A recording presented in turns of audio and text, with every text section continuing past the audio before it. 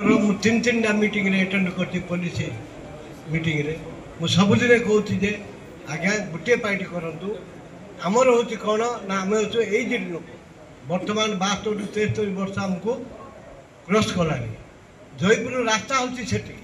अच्छा जनसंख्या हूँ बेसी आपण गोटे दयापूर्वक गोटे काम करूँ मोर विशेष अनुरोध ये गोटे जिनस संध्या 4 रू रात 9टा पर्यंत 4 व्हीलर जिनकी मेन रोड उपर न जीव कहीं बड़ बड़ मॉल जाक सब तैयार रही कारटा रोड उपर रखिदे मॉल को पड़ाऊँ जिनस किणापी से सार घंटे 1.5 घंटा पास हो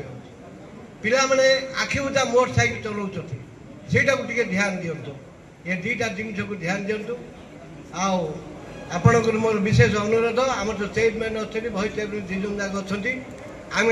जो बुढ़ा लोक मैंने जो चली बुलचु गला आड़ रोड साइड रे बसवाई छक देखिकी गोटे चेयर गोटे से लंबार से बेंच भाया गोटे गोटे पकड़े आमको हालिया लगे बसवाई बोलिकी मुझे सुनीता को सब कहूँ ये गोटे वार्ड चेयरमैन कहूँ गोटे वार्ड आम सब यहाँ गोटे कहूँ आपन को मोर विशेष अनुरोध पुलिस मानी आप